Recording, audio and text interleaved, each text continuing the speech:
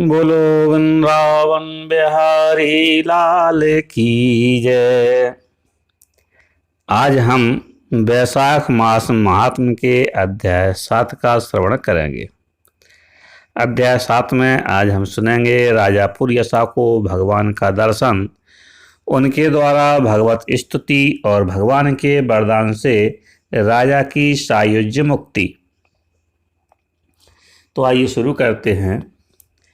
जय जय श्री राधा रमण, जय जय जुगल किशोर, जय गोपी चित चोर प्रभु, जय जय माखन चोर। बोलो वृंदावन बिहारी लाल की जय। श्रुतदेव कहते हैं कि परमात्मा भगवान नारायण 4 भुजाओं से सुशोभित थे। उन्होंने हाथों में शंख, चक्र, गदा और पद्म धारण कर रखे थे। वे पीताम्बर धारण करके बा से विभूषित थे। भगवती लक्ष्मी तथा एक पार्षद के साथ गरुड़ की पीठ पर विराजित थे। उनका दुस्सह तेज देखकर राजा के नेत्र सहसा मुंद गए। उनके सब अंगों में रोमांच हो गया और नेत्रों से अश्रुधारा प्रवाहित होने लगी। भगवत दर्शन के आनंद में उनका हृदय सर्वथा डूब गया। उन्होंने तत्काल आगे बढ़कर भगवान को साष्टांग प्रणाम किया। फिर प्रेम विह्वल नेत्रों से विश्वात्म देव जगदीश्वर श्री हरि को बहुत देर तक निहार कर उनके चरण धोए और उस जल को अपने मस्तक पर धारण किया। उन्हीं चरणों की धोवन रूपा श्री गंगा जी ब्रह्मा जी सहित तीनों लोकों को पवित्र करती हैं। तत्पश्चात राजा ने महान वैभव से बहुमूल्य वस्त्र और आभूषण तथा चंदन से हार, धूप, दीप तथा अमृत के समान नैवेद्य के निवेदन आदि से एवं अपने तन, मन, धन और आत्मा का समर्पण करके अद्वितीय पुराण पुरुष भगवान श्री हरि विष्णु का पूजन किया। पूजा के बाद इस प्रकार स्तुति की कि जो निर्गुण, निरंजन एवं प्रजापतियों के भी अधीश्वर हैं, ब्रह्मा आदि संपूर्ण देवता जिनकी वंदना करते रहते हैं, उन परम पुरुष भगवान श्री हरि को मैं प्रणाम करता हूँ।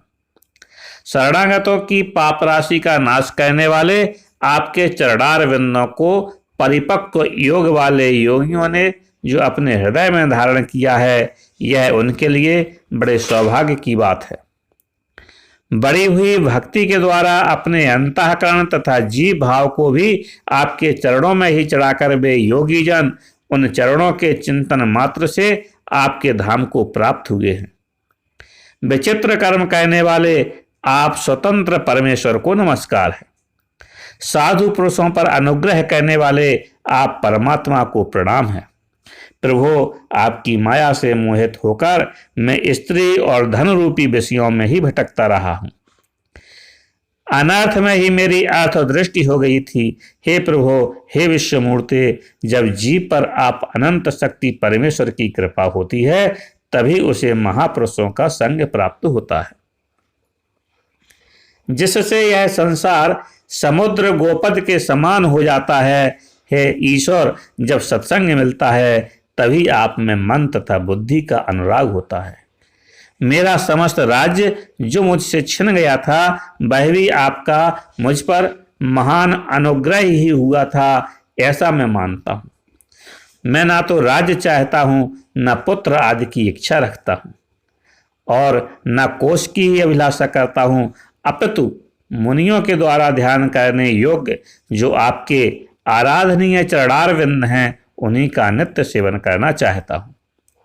हे देवेश्वर, हे जगन निवास, मुझ पर प्रसन्न होइए, जिससे आपके चरण कमलों की स्मृति बराबर बनी रहे तथा स्त्री, पुत्र, खजाना एवं आत्मीय कहे जाने वाले सब पदार्थों में जो मेरी आसक्ति है, वह सदा के लिए दूर हो जाए।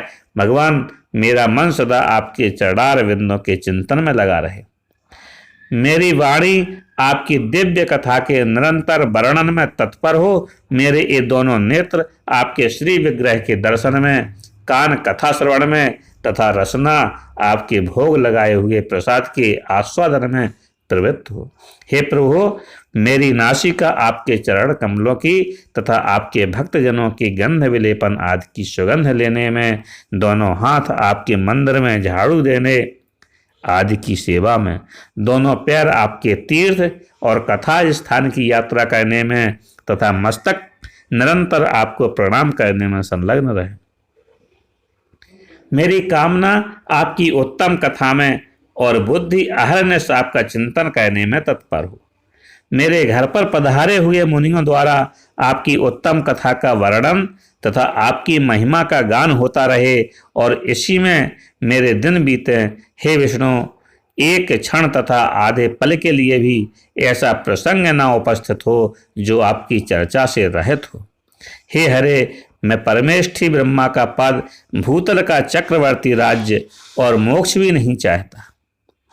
केवल आपके चरणों की निरंतर सेवा चाहता हूँ, जिसके लिए लक्ष्मी जी तथा श्री ब्रह्मा, शंकर आदि देवता भी सदा प्रार्थना किया करते हैं। राजा के इस प्रकार स्तुति करने पर कमल नयन भगवान विष्णु ने प्रसन्न हो मेघ के समान गंभीर वाणी में इस प्रकार कहा कि हे राजन, मैं जानता हूँ तुम मेरे श्रेष्ठ भक्त हो, कामना रहित और निष्पाप हो। नरेश्वर, मुझ में तुम्हारी दृढ़ भक्ति हो और अंत में तुम मेरा सायुज्य प्राप्त करो। तुम्हारे द्वारा किए हुए इस स्तोत्र से इस पृथ्वी पर जो लोग स्तुति करेंगे उनके ऊपर संतुष्ट हो मैं उन्हें भोग और मोक्ष प्रदान करूंगा।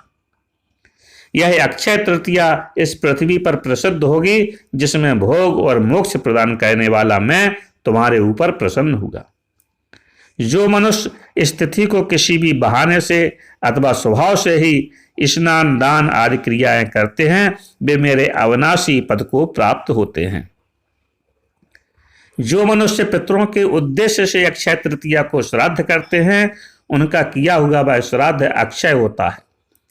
इस तिथि में थोड़ा सा भी जो पुण्य किया जाता है उसका फल अक्षय होता है। हे नृपश्रेष्ठ, जो कुटुंबी ब्राह्मण को गाय दान करता है उसके हाथ में सब संपत्तियों की वर्षा करने वाली भुक्ति और मुक्ति भी आ जाती है। जो वैशाख मास में मेरा प्रिय कहने वाले धर्मों का अनुष्ठान करता है उसके जन्म, मृत्यु, जरा, भय और पाप को मैं हर लेता हूँ। हे अनग, यह वैशाख मास मेरे चरण चिंतन की ही भांति ऐसे सहस्त्रों पापों को हर लेता है जिनके लिए शास्त्रों में कोई प्रायश्चित नहीं मिलता है। राजा को यह वरदान देकर देवादिदेव भगवान जनार्दन सबके देखते देखते वहीं अंतर ध्यान हो गए। तदंतर राजा पुरियसा सदा भगवान में ही मन लगाए हुए उन्हीं की सेवा में तत्पर रहकर इस पृथ्वी का पालन करने लगे। देव दुर्लभ समस्त मनोरथों का उपभोग करके अंत में उन्होंने चक्रधारी भगवान विष्णु का सायुज्य प्राप्त कर लिया। जो इस उत्तम उपाख्यान को सुनते और सुनाते हैं वे सब पापों से मुक्त हो भगवान विष्णु के परम पद को प्राप्त होते हैं। बोलो जय श्री हरि।